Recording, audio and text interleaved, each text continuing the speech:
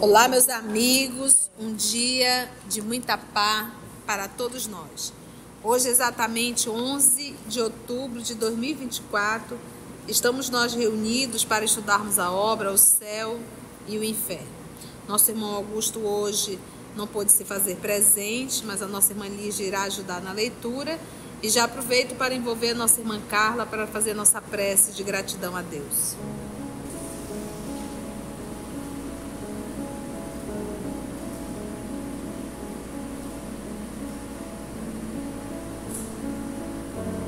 Jesus amado, mais uma vez te agradecemos essa oportunidade que para nós é tão rica, que nos engrandece, que nos estimula a caminhar no caminho do bem, com ânimo, sabendo da tua presença junto a nós e nos inspirando.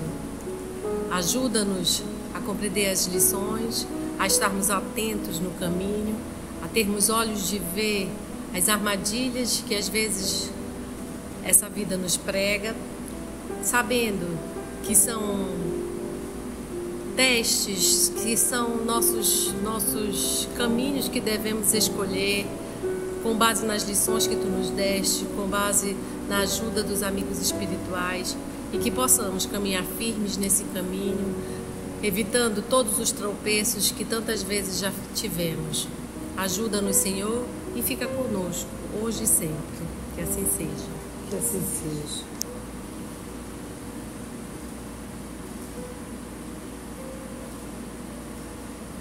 Então vamos nós estamos...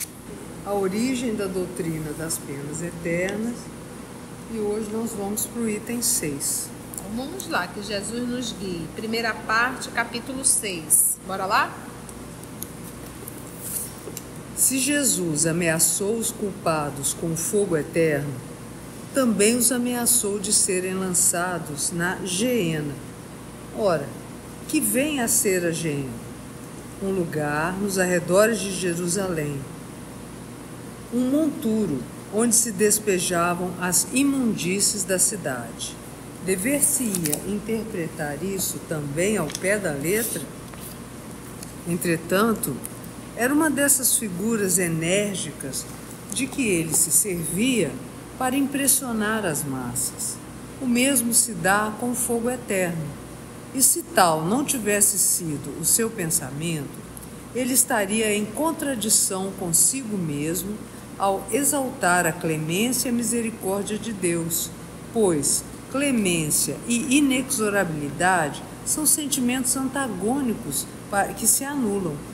Seria, pois, equivocar-se singularmente sobre o sentido das palavras de Jesus, atribuindo-lhes a sanção do dogma das penas eternas, quando todo o seu ensino vem proclamar a mansidão do Criador.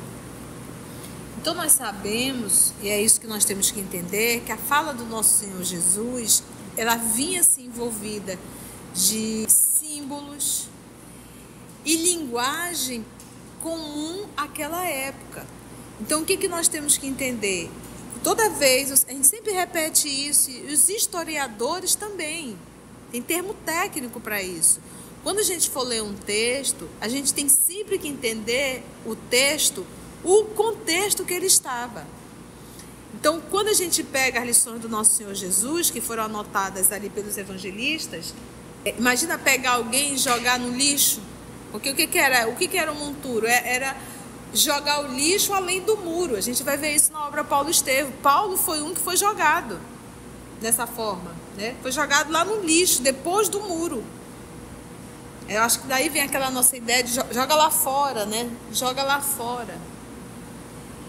Então ele diz assim, Jesus então, né, estaria em contradição consigo mesmo ao exaltar a clemência e a misericórdia de Deus, pois clemência e inexorabilidade são sentimentos antagônicos.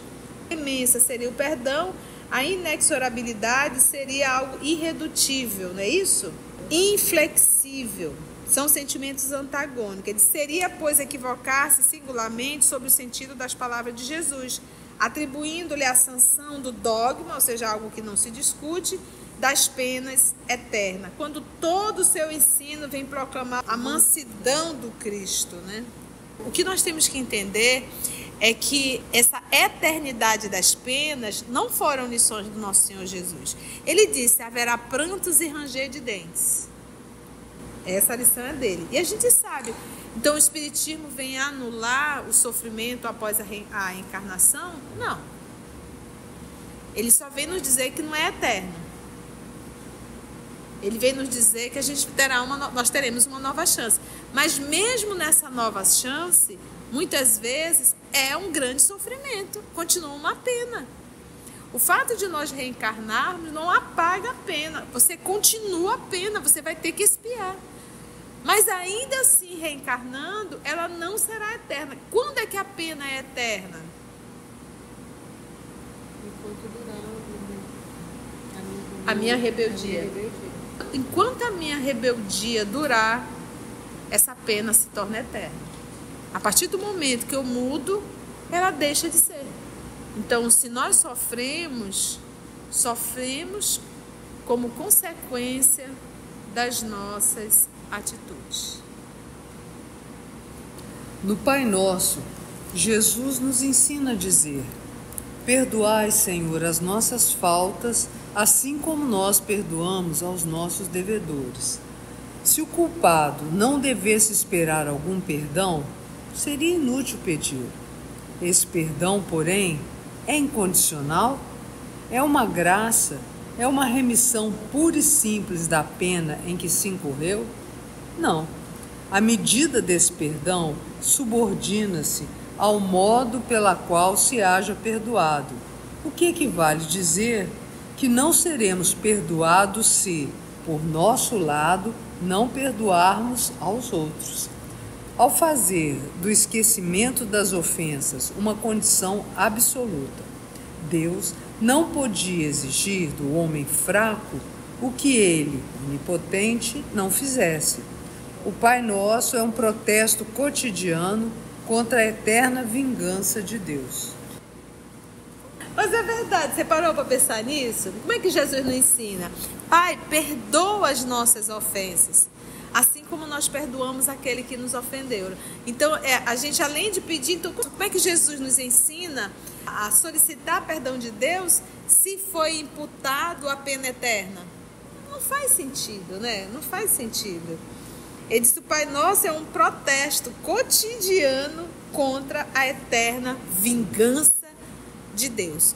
Mas ainda assim, dentro dessa fala, eu sempre digo, gente, aonde tem fumaça, tem fogo.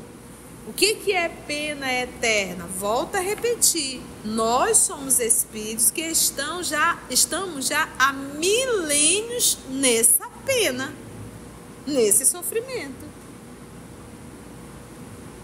Nós já estamos, a gente desencarna, sofre, desencarna, mas sofre por quê? Por um ato de extrema rebeldia. Quando é que vai parar? Quando nós optarmos por isso. Quando desistirmos desse sofrimento cotidiano, né? E a gente fala sofrimento, a gente sempre imagina alguém nos infligindo um sofrimento. Não, somos nós construindo o sofrimento. Então, o orgulhoso sofre, o egoísta sofre, o vaidoso sofre, o ciumento sofre. Então, nós estamos falando só de sentimentos que nos enlouquecem. Nós não estamos nem falando de enfermidade física, de abandono, nada disso. Nós estamos falando só das dores morais. O que são dores morais? São essas dores íntimas. Então, o invejoso, ele sofre de ver a alegria do outro. Gente, às vezes nós somos super solidários e nos compadecemos de pessoas passando necessidade. Quer ver? Vamos supor, eu não suporto a Lígia, não suporto a Lígia. E a Lígia está super bem, está legal. Se eu souber que a Lígia está com uma doença ou passando uma necessidade, pronto, acabou minha raiva pela Lígia. Então, o meu problema era com a Lígia ou com a forma da vida da Lígia? Você está entendendo? Então, o que me irritava, o que me incomodava, era o poder, era o dinheiro, eram as viagens, né? Era a vida que ela levava e eu não podia ter. E isso me irritava. Então, uma vez que eu vi que ela perdeu tudo isso, pronto, acabou a raiva pela Lígia. E aí eu me torno uma pessoa super solidária. E isso é o movimento do quê? Da inveja. E a pessoa sofre. Então, muitas vezes, a gente é bom, usar esse termo, bom entre aspas, apenas para as pessoas que estão sofrendo. Mas eu sou incapaz de ser amorosa, amiga e emitir um elogio para uma pessoa que está bem. Entende isso? Como é complexo? Mas essa é a nossa vida. A gente é capaz de dizer, nossa, como essa tua foto está bonita. Nossa, eu vi isso, como foi legal. Como nós temos dificuldade. Mas para criticar, a gente é rápido. Então isso é um movimento do quê? E a gente sofre. Por que hoje as redes sociais, elas acabam promovendo muito sofrimento, muita dor emocional em muita gente. Então é até aquilo, se nós somos pessoas com um pouquinho de lucidez e consciência, a gente não vai utilizar as redes sociais para estar provocando inveja no outro. Entende isso? Utilizar a rede social para provocar inveja, mal-estar. Então você ali quer mostrar um casamento maravilhoso, você quer mostrar uma viagem maravilhosa. Por que você não posta ali na hora que o pneu furou? Na hora que o avião atrasou? Na hora que a comida que você pediu estava horrível? A gente só quer mostrar o lado espetacular de um momento que quase sempre foi montado. E a gente não tem, aí vem daqui que a gente está falando do leviano. O que a minha atitude provoca no outro?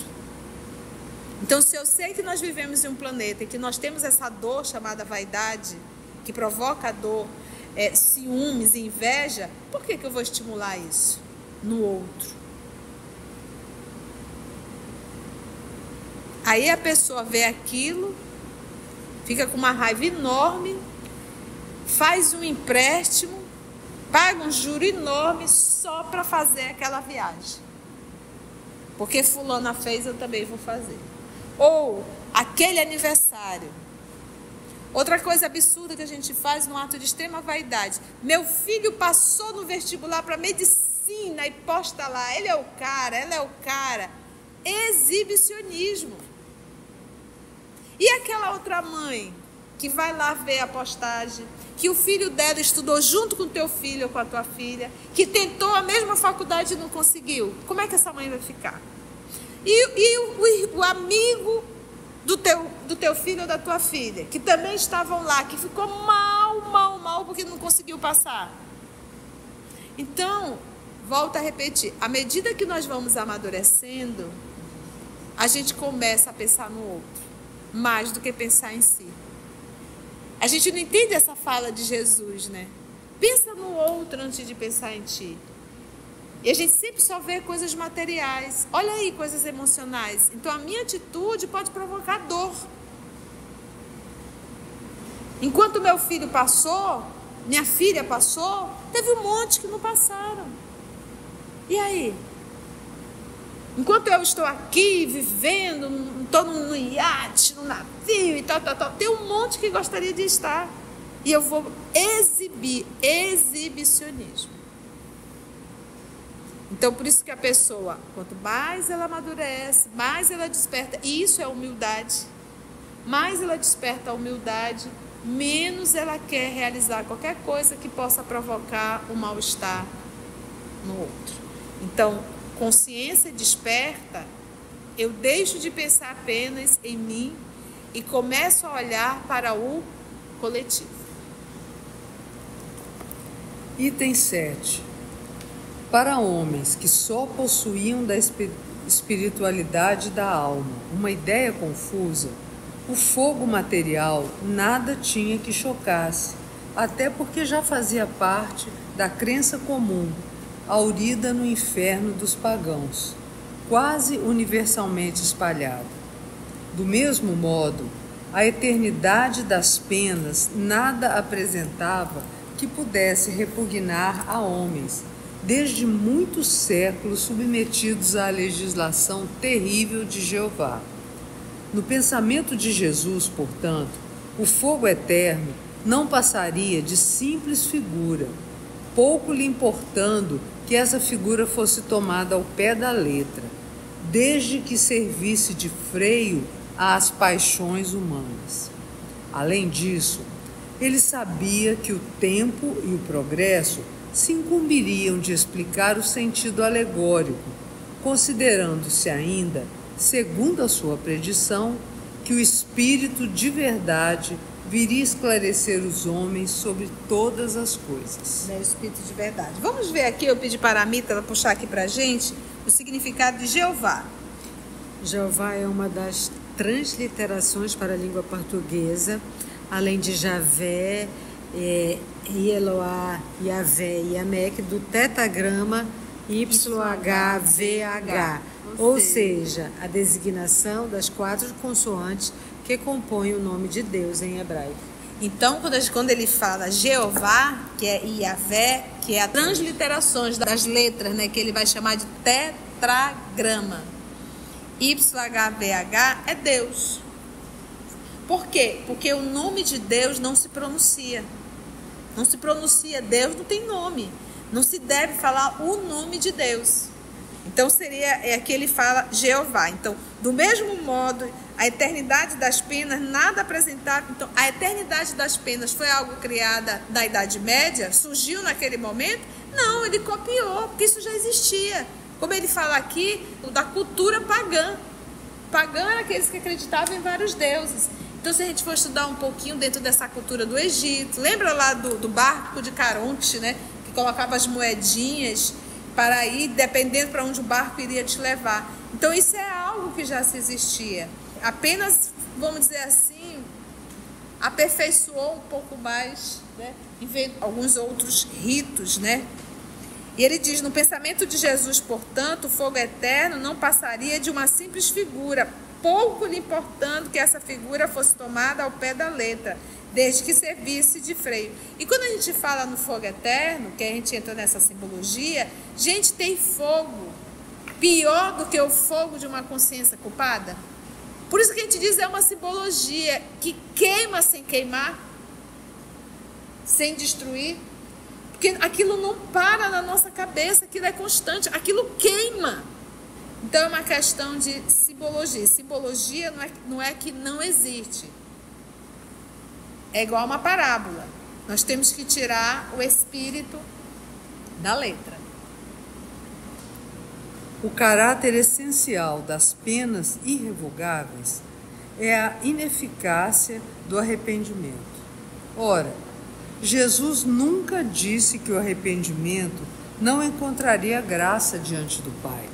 Ao contrário, sempre que se lhe apresentou oportunidade, ele nolo mostrou como um Deus clemente, misericordioso, pronto a receber o filho pródigo que voltasse ao lar paterno, inflexível, sim, para o pecador obstinado, porém sempre disposto a trocar o castigo pelo perdão do culpado, sinceramente arrependido. Este não é, por certo, o caráter de um Deus sem piedade. Também convém assinalar que Jesus nunca pronunciou contra quem quer que fosse, mesmo contra os maiores culpados, a condenação irremissível. Exatamente, né? E é tão interessante quando ele cita aqui o filho pródigo, que é uma parábola que Jesus contou, né? A parábola do filho pródigo, em que ele pede com o pai vivo o direito da herança dele. E ele pega essa herança, vai, destrói toda a herança, chega a comer com os porcos, mas ele decide voltar ao pai. E o que é isso dentro dessa simbologia? Quantos de nós saímos da casa do pai? Quando a gente diz sair da casa do pai, também um outro movimento metafórico, mas é pensar assim, sair das leis de que rege o universo, sair da obediência de Deus, sair de fazer a vontade de Deus, que é as regras divinas. E todas as regras divinas são caminhos para nos levar à verdadeira felicidade. As regras divinas não são para nós atendermos o capricho de Deus, porque Deus não tem capricho. Essas regras, essas normas, é para nós alcançarmos a verdadeira felicidade. Aí a gente desobedece, ou seja, a gente sai da casa do Pai.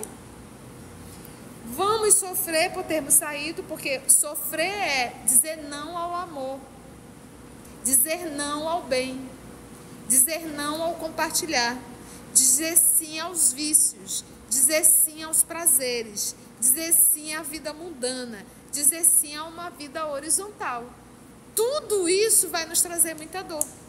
Aí, quando nós nos percebermos que nós estamos comendo com os porcos, aí é hora de voltar à casa paterna. E aí, o que o papai vai fazer dentro da parábola? Como é que ele recebe a gente? Com uma festa, mostrando a alegria quando a gente volta. Mas, normalmente, a gente só volta depois